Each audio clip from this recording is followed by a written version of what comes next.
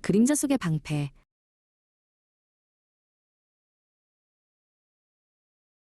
사울 왕의 마음속에는 시기심이라는 어두운 그림자가 드리워져 있었습니다. 백성들이 다윗을 칭송할수록 그의 분노는 커져만 갔고 결국 아들 요나단과 신하들에게 다윗을 죽이라는 명령을 내렸습니다.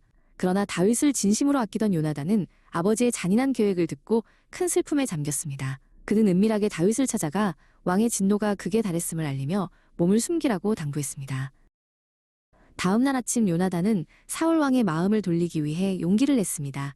그는 다윗이 왕을 위해 골리앗을 물리쳤던 일과 그가 왕에게 얼마나 충성스러운 신하인지를 간곡히 설명했습니다. 사울은 아들의 진심 어린 설득에 마음이 움직이는 듯 했습니다. 사울은 하나님의 이름으로 맹세하며 다윗을 죽이지 않겠다고 약속했고 다윗은 다시 궁으로 돌아와 예전처럼 왕을 섬기게 되었습니다. 그러나 평화는 오래가지 않았습니다. 또다시 전쟁이 일어나 다윗이 큰 승리를 거두자 사울의 마음속에 잠들었던 질투의 괴물이 다시 깨어났습니다.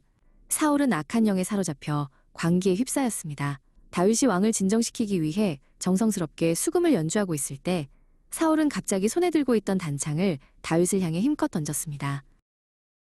사울의 창을 피해 집으로 도망친 다윗에게 아내 미갈이 급히 다가왔습니다. 미갈은 사울의 부하들이 이미 집을 에워싸고 있으며 내일 아침이면 다윗이 목숨을 잃게 될 것이라는 사실을 직감했습니다.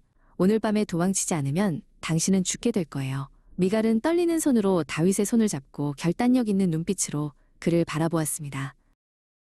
깊은 밤 미갈은 밧줄을 가져와 창문에 묶었습니다. 그녀는 다윗이 무사히 성벽 아래로 내려갈 수 있도록 밧줄을 든든히 붙잡았습니다.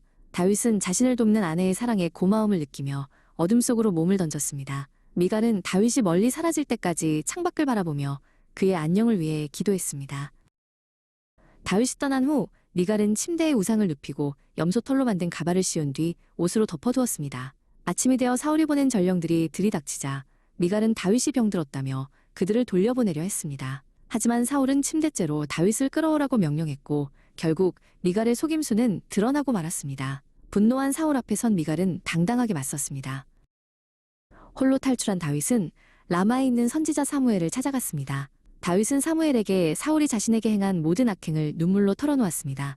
사무엘은 지친 다윗을 따뜻하게 맞이해 주었습니다. 두 사람은 함께 나윗으로 가서 그곳에 머물며 하나님의 뜻을 구했습니다. 사무엘의 평온한 지혜는 다윗의 불안한 마음을 위로해 주었습니다.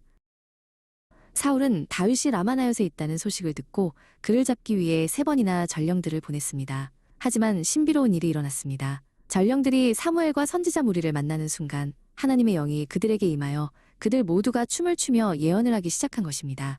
그들은 다윗을 체포할 생각조차 잊은 채 찬양에 빠져들었습니다. 전령들이 돌아오지 않자 결국 사울 왕이 직접 라마로 향했습니다. 그는 분노에 가득 차 다윗을 죽이려 했지만 그 역시 라마에 도착하자마자 하나님의 영에 사로잡히고 말았습니다. 사울은 왕복을 벗어던지고 사무엘 앞에서 하루 종일 찬양하며 예언을 했습니다. 이 놀라운 광경을 본 사람들은 사울도 선지자 중에 한 사람이냐 라며 수군거렸습니다. 하나님께서는 질투의 눈먼 왕의 손길로부터 다윗을 완벽하게 보호해 주셨습니다. 요나단의 우정, 미갈의 지혜, 그리고 사무엘의 영적 인도하심을 통해 다윗은 가장 위험한 순간을 넘길 수 있었습니다. 비록 광야로의 험난한 도피 생활이 기다리고 있었지만 다윗은 이제 깨달았습니다. 진정한 방패는 성벽도 군대도 아닌 바로 자신과 함께 하시는 하나님이라는 사실을 말입니다.